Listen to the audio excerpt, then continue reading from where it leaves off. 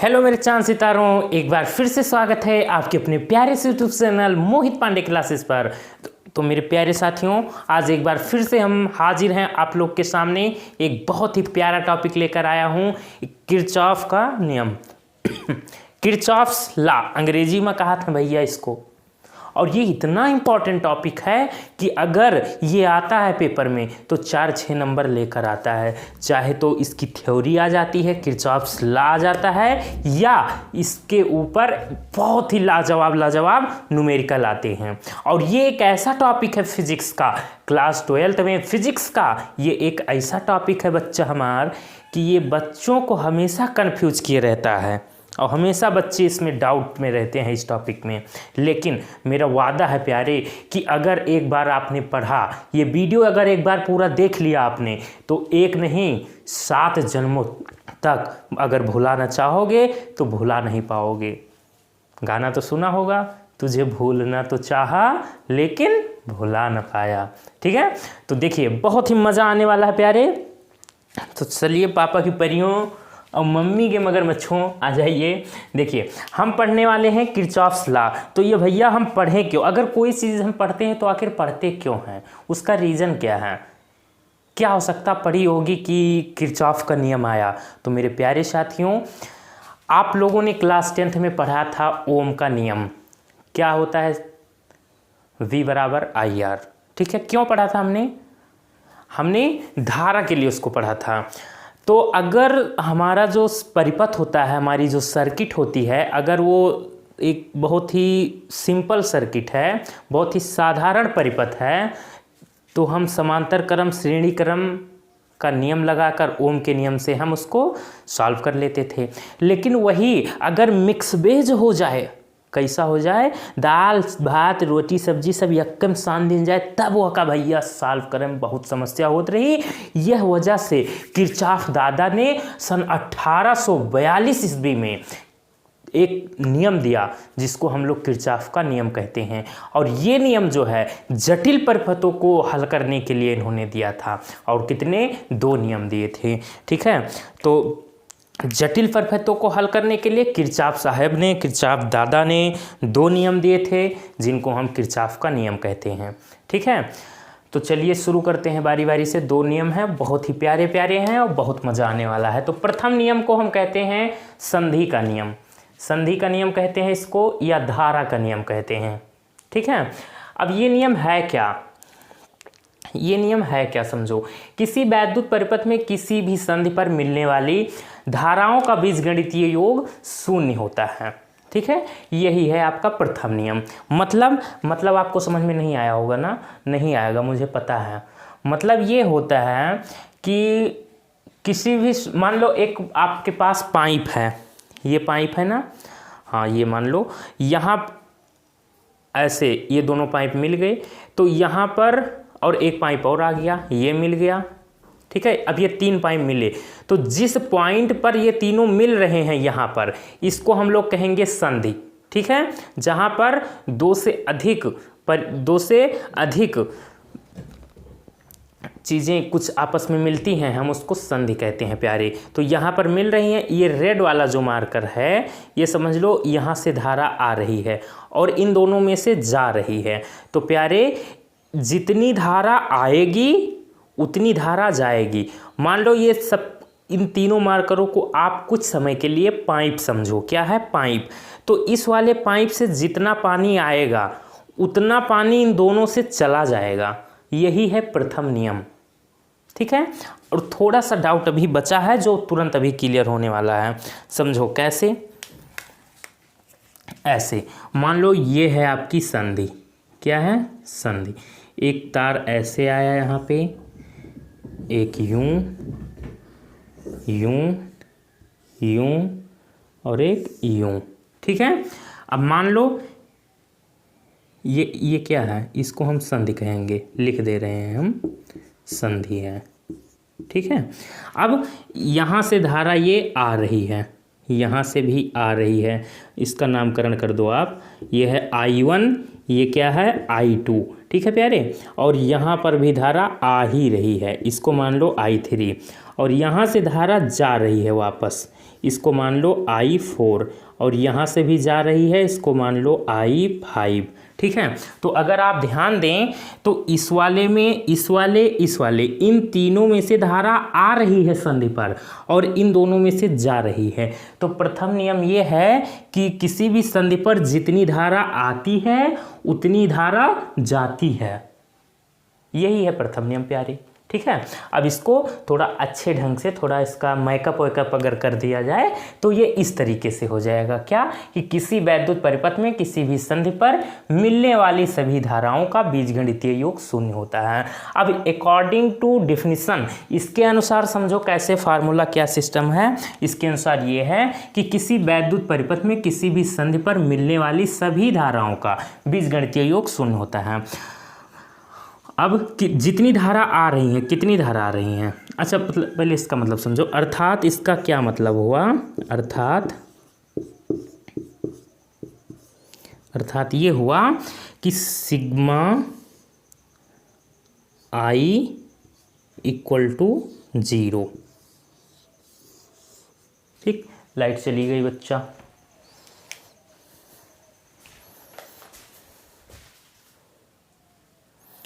चलो भैया आ गई लाइट।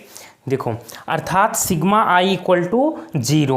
ठीक है, अब इसका मतलब समझो। सिग्मा का मतलब क्या होता है, बीजगणितीय योग। ठीक है, बीजगणितीय योग को हम किससे, सिग्मा से लिखते हैं। चलिए, तो सिग्मा I = 0। अब ये भी नहीं समझ में आया तो ऐसे समझो, ये होगा फंडा क्या कि जितनी भी धारा आ रही हैं, देखो कौन कौन सी आ रही है धारा, I1 + I2 + I3 = जितनी धारा आ रही है वो जितनी धारा जा रही है उसके बराबर होगा। बस यही है प्रथम नियम प्यारे। ठीक है, चलो अब कौन कौन सी धारा जा रही है, I4 और I5, I4 + I5।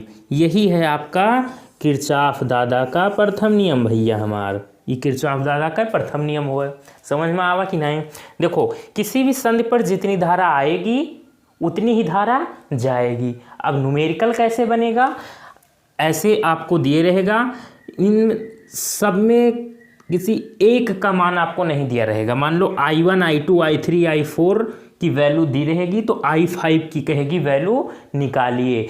तो जितनी धाराएं आती दिखाई देंगी आपको, ये एरो बताएगा कौन आ रहा है कौन जा रहा है, उनको एक तरफ रखना। जितनी धाराएं नहीं आ रही हैं, मतलब जिसका आपको मान पूछेगा या जितनी धाराएं जा रही हैं उनको एक तरफ रख देना। बस आप पक्षांतर करना, फट से आपका आंसर आ जाएगा। तो ये है आपका प्रथम नियम। ठीक है, प्रथम नियम क्लियर हो गया आपको। चलिए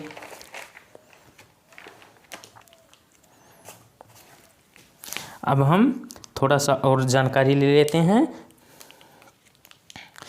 अच्छा, एक बात और कि प्रथम नियम जो है ये आवेश संरक्षण पर आधारित है। ये 1 नंबर में आ जाता है कि प्रथम नियम जो है किरचॉफ का, ये किस पर आधारित है। तो प्रथम नियम आपका आवेश संरक्षण पर आधारित है। ठीक है, लिख दे रहे हैं, प्रथम नियम आवेश संरक्षण पर आधारित है। ठीक है, तो ये भैया प्रथम नियम, इसका काम खत्म हो गया। और अगर 0.1% अगर डाउट होगा तो नेक्स्ट वीडियो हम लेकर आ रहे हैं इस पर बेस्ड न्यूमेरिकल, किरचॉफ के नियम पर बहुत धांसू न्यूमेरिकल कराएंगे, फिर वहाँ पूरा क्लियर हो जाएगा। ठीक है, चलिए, लेकिन मुझे पूरी उम्मीद है कि कुछ डाउट नहीं रह गया होगा। प्रथम नियम क्या है, जितनी धारा आती है उतनी धारा जाती है, बस काम खत्म। दूसरा नियम, इसको हम लूप का भी नियम कहते हैं। लूप क्या होता है प्यारे, ये समझो पहले। लूप का मतलब ये होता है, मान लो ऐसे समझो, ये है आपका बल्ब, क्या है, बल्ब है। ठीक है,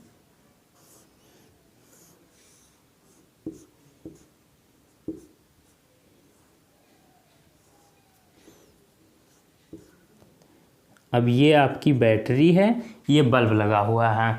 तो अब देखो ये क्या है, कुंजी है आपकी, क्या है ये, कुंजी। कुंजी, स्विच जिसको कहते हैं अंग्रेजी में क्या कहते हैं, स्विच। तो देखो अभी ये कुंजी जो है ये ऑफ है, ठीक है, ये कुंजी क्या है, ऑफ है, अभी धारा नहीं बह रही है, इस परिपथ में धारा नहीं बह रही है प्यारे, तो बल्ब भी नहीं जल रहा है।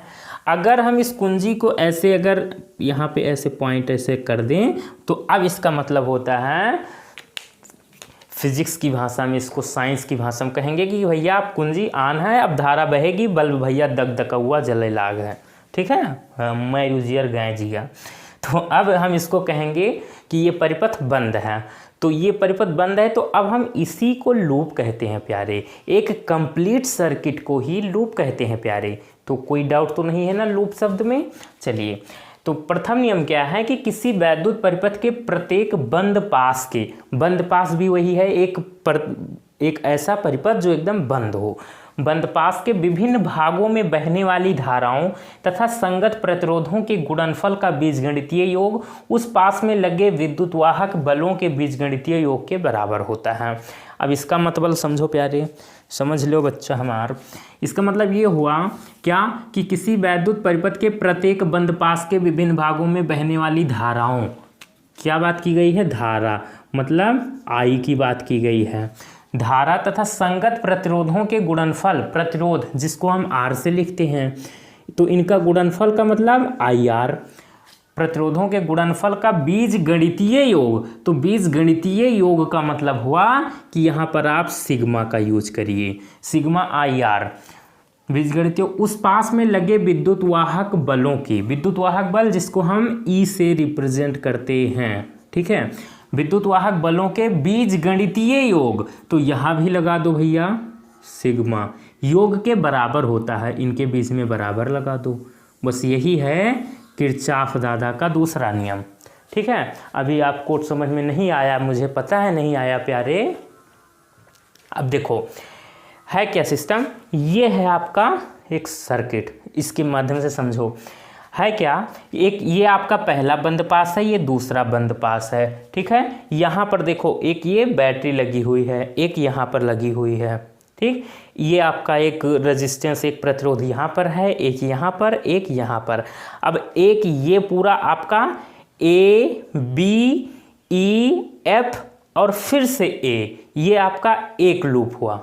भैया फिर लाइट चली गई, आपको आज बहुत परेशान कर रही है, आपको क्या हमें परेशान कर रही है। चलो भैया फिर आ गई, बहुत परेशान कर रही है आज। तो देखो ये आपका पहला बंद पास है, ये दूसरा बंद पास है, पहला बंद पास कहाँ से, ए बी ई एफ और फिर से ए, तो ये पूरा एक ये हो गया पहला बंद पास या पहला लूप। और ये आपका फिर से देखो B C D E B, ये आपका दूसरा लूप या दूसरा बंद पास हो गया, ठीक है। तो हम ये दो बंद पास हैं, इनको देखो कैसे सॉल्व करते हैं। अगर समझ में आ गया तो 99% न्यूमेरिकल आपको आ गया समझो, ठीक है। तो चलिए हम बात करते हैं बंद पास एक के लिए या लूप एक के लिए, लूप एक के लिए। अच्छा, उससे पहले कुछ बातें हैं जो नोट्स में आपको नोट करनी है, क्या कि अगर हम धारा की दिशा में चलते हैं, किरचॉफ का नियम अगर सॉल्व करते समय आप धारा की दिशा में चलते हैं, मतलब जिधर धारा जा रही है आप भी उधर ही जा रहे हैं, तो धारा का मान प्लस में लेंगे प्यारे। और अगर विद्युत वाहक बल की बात की जाए तो विद्युत वाहक बल में अगर आप प्लस टर्मिनल से माइनस टर्मिनल क्रॉस कर रहे हैं, मान लो यहाँ से आप चलना शुरू किए तो पहले क्या मिला, माइनस मिला, फिर प्लस मिला, तो माइनस से प्लस की ओर जाने पर विद्युत वाहक बल को हम हमेशा प्लस में लेंगे, और प्लस से माइनस जाने पर माइनस में लेंगे। मान लो अब यहाँ पर हमने ऐसे आए हम, फिर यहाँ प्लस पहले पड़ा, फिर माइनस पड़ा, तो प्लस से माइनस जा रहे हैं, तो माइनस में लेंगे हम विद्युत वाहक बल को। और यहाँ पर देखो, यहाँ से मान लो हमने चलना शुरू किया तो माइनस पड़ा, फिर प्लस, तो मतलब माइनस से प्लस की ओर जा रहे हैं, तो जिसमें जाएंगे उसी का चिन्ह लेंगे, ठीक है। जैसी संगत में रहोगे वैसे तो हो जाओगे। तो पहले आप माइनस में थे तो प्लस में गए तो प्लस बन जाओगे, और यहाँ अगर पहले प्लस थे और फिर माइनस की तरफ जा रहे हो तो माइनस बन जाओगे। ये बात क्लियर है? अगर ये पॉइंट क्लियर है तो कोई दिक्कत नहीं होने वाली है। न्यूमेरिकल में भी यही गलती होती है। तो चलिए, जो हमने ये लिख दिया नीचे पॉइंट में, इसीलिए लिख दिया है कि आप लोग नोट कर लेंगे, ठीक है। तो लूप 1 के लिए तो देखो, समझो लूप 1 में हम क्या करेंगे, यहाँ देखो क्या है, ये पहले वाले प्रतिरोध के साथ में क्या है, इसके संगत धारा क्या है, I1। तो I1 और R1 यही तो है ना, I और R धारा का और प्रतिरोध का जो गुणनफल होता है वो किसके, उस पास में जो विद्युत वाहक बल लगा रहता है उसके बीजगणितीय योग के बराबर होता है। यही तो है दूसरा नियम। हाँ तो भैया जब यह है तब चलो देखो, मतलब I1 और R1, I1 इंटू R1, ये आप ऐसे यहाँ पर चलना शुरू किए, ऐसे ऐसे देखो, और धारा ऐसे बह रही है, इधर से आ रही है, आप भी इधर आ रहे हैं, इसलिए ये आपका प्लस में है। ऐसे ऐसे आप आए, ऐसे आए, फिर यहाँ पर बी से ऐसे मुड़ गए, ठीक है, क्योंकि हम पहले लूप की बात कर रहे हैं केवल। तो यहाँ पर देखना, ध्यान देना कि धारा इस तरफ से ऐसे आ रही है और आप इसके अपोजिट साइड में जा रहे हैं। धारा इधर से आ रही है, आप इधर से जा रहे हैं, तो मतलब आप धारा के विपरीत चल रहे हैं। धारा आपकी तरफ आ रही है, आप धारा की तरफ जा रहे हैं, तो आप धारा के विपरीत चल रहे हैं, इसलिए आप यहाँ पर माइनस लगा देंगे, माइनस। अब आगे चलो, देखो क्या है, I2 R2 धारा का और उसके संगत प्रतिरोध का गुणनफल, I2 इंटू में R2, ठीक है, और तो है नहीं कोई, बस। अब देखो, अब इसमें देखो कितने बैटरी हैं भैया, कितने विद्युत वाहक बल हैं इसमें। तो देखो पहला तो यहीं पे है E1, तो देखो इसमें हमने यहाँ से शुरू किया था तो माइनस से प्लस की तरफ जा रहे हैं, माइनस से प्लस, और जिसमें हम जाते हैं, जिसके संगत में जाते हैं हम उसी तरह हो ही जाते हैं भैया, ठीक है। तो देखो माइनस से जब प्लस जावे बच्चा हमार, तब का होइए, जो विद्युत वाहक बल है वो प्लस में लीजिए, मतलब ई हम का किम्मा लेख है, प्लस में लेख है। तो देखो भैया E1, ठीक है। अब देखो फिर यहाँ आया ना, इससे यहाँ आने के बाद जब हम बी से ऐसे मुड़े तब प्लस से माइनस की ओर जा रहे हैं, तो भैया जमन जाब वह चिन्ह ले। तो E2 किस में लेंगे आप, प्लस में कि माइनस में? माइनस में लेंगे सर। तो यहाँ माइनस E2 लिख दीजिए आप, कौनो दिक्कत हो एक न चाहिए प्यारी। तो यहाँ पर आप इसको क्या बोलेंगे, I1 R1 minus I2 R2 equal to E1 minus E2। और यही बात बच्चे नहीं समझ पाते हैं और हमेशा कंफ्यूज रहते हैं। देखो कितना मज़ेदार तरीके से आपको समझ में आएगा बच्चा, क्यों पापक परियों मम्मी मगर मच्छों ध्यान से देखो। अब हम बात करेंगे लूप 2 के लिए, ठीक है। तो अब देखो लिखेंगे लूप 2 के लिए, देखो प्यारे लूप 2 के लिए क्या कहानी है। तो इसमें देखो, इसमें हम यहाँ से चलो शुरू करते हैं चलना। तो I2 R2 मिला, धारा इधर जा रही है, हम भी इधर ही जा रहे हैं, तो यहाँ पर देखो होगा कहानी क्या, I2 इंटू R2, ठीक है। अब देखो ऐसे ऐसे हम आ रहे हैं, ऐसे ऐसे जा रहे हैं, धारा भी इधर ही जा रही है। अब यहाँ पर देखो R3, तो ये जो I1 प्लस I2 है इसके संगत प्रतिरोध कौन सा है, R3 है, ठीक है, क्या है R3। तो हम, और धारा भी इधर ही जा रही है, हम भी इधर, तो प्लस में ही लेंगे, प्लस I1 प्लस I2, ठीक है, और ये किस में R3, ठीक है, और तो कहीं है नहीं जी, नहीं, ये बराबर होगा। अब देखो दूसरे वाले लूप में केवल एक ही विद्युत वाहक बल है, केवल देखो इस सर्किट में BCDEB में केवल एक ही तो दिख रहा है आपको E2, और यहाँ पर E2 देखो प्लस से शुरू किया हमने, ऐसे ऐसे देखो माइनस से प्लस की ओर जा रहे हैं, तो माइनस से प्लस में जाने पर प्लस में लेते हैं, तो E2 आपका यहाँ पे प्लस में रहेगा प्यारे। ठीक है, तो आप इसको कैसे लिख सकते हो, आप इसको लिख सकते हो प्यारे I2 R2 plus I1 plus क्या लिख सकते हो I1 प्लस I2 और इनटू में R3 इक्वल टू E2। ठीक है, अच्छा एक दिक्कत और हुई होगी आपको कि क्या, मुझे पता है कि इस सर्किट में धारा किस तरीके से चली ये आप नहीं समझ पे आए होंगे, तो सुनो पूरी कहानी। यहाँ से देखो, यहाँ से धारा शुरू हुई, यहाँ से जो धारा निकली प्लस से वो I1 थी। ठीक है, ऐसे ऐसे गई, ऐसे ऐसे B पर पहुँची। B पर देखो एक संधि आपको दिखाई दे रही होगी, एक पॉइंट दिख रहा है यहाँ पे। ठीक है, अब यहाँ पर दो रास्ते आपको नज़र आ रहे हैं। अब ये नहीं पता कि इधर जाएं या इधर जाएं, तो सर आप कहोगे कि कुछ इधर भागेंगी कुछ इधर भागेंगी। बिल्कुल सही कह रहे हो आप। तो देखो हमने ये कहा कि इधर जो चली गई धारा BE में जो धारा मुड़ गई उसका हमने नामकरण कर दिया क्या, उसका हमने नामकरण क्या कर दिया I2। ठीक है, अब देखो यहाँ से ऐसे ऐसे आ रही है, फिर ऐसे ऐसे यहाँ पर I1 प्लस I2 होगी। क्यों, क्योंकि देखो यहाँ से I2 आ रही है, यहाँ से I1 आ रही है, यहाँ से I2 यहाँ से I1, तो यहाँ BC में जो आएगी वो दोनों तो I1 और I2 जुड़कर तो आएगी, तो I1 प्लस I2। अब C से ऐसे ऐसे गई, फिर I1 प्लस I2 यहाँ पर। अब E पॉइंट पर फिर I2 मुड़ जाएगी और I1 सीधे चली जाएगी, ऐसे ऐसे काम खत्म। इस तरीके से धारा चलती है प्यारे। और जो आपका किरचॉफ का दूसरा नियम है ये ऊर्जा संरक्षण पर आधारित है। ठीक है, यह नियम ऊर्जा संरक्षण पर आधारित है। लिखते हैं यह नियम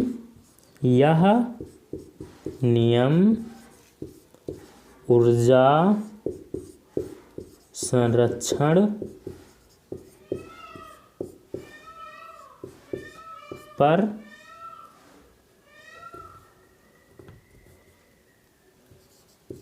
पर यहाँ लिख दें आधारित है। ठीक है, किरचॉफ का प्रथम नियम आवेश संरक्षण पर आधारित है, आवेश संरक्षण को व्यक्त करता है। किरचॉफ का दूसरा नियम आपका ऊर्जा संरक्षण पर आधारित है, ऊर्जा संरक्षण को व्यक्त करता है। एक नंबर में ये भी पूछ लेता है प्यारे। ठीक है, तो ये आपका दोनों नियम प्यारे कंप्लीट हुआ। अब इस पर एक नेक्स्ट वीडियो लाएंगे तो इन दोनों पर बेस्ड बहुत ही शानदार आपको न्यूमेरिकल करवाएंगे। ठीक है, अगर ये वीडियो अगर आपको मान लो 70% भी समझ में आया है तो आप बहुत ही लकी है, बहुत किस्मतदार हो प्यारे। ठीक है, तो कैसा लगा वीडियो आप लोग कमेंट करके ज़रूर बताएंगे प्यारे। अगर मज़ा आया हो भैया हमार तो वीडियो को लाइक ज़रूर कर दियो हो, और चैनल पर अगर पहली बार आए हो हैं तो चैनल को सब्सक्राइब कर दियो प्यारे। मिलेंगे हम एक नए वीडियो में। Bye bye, see you.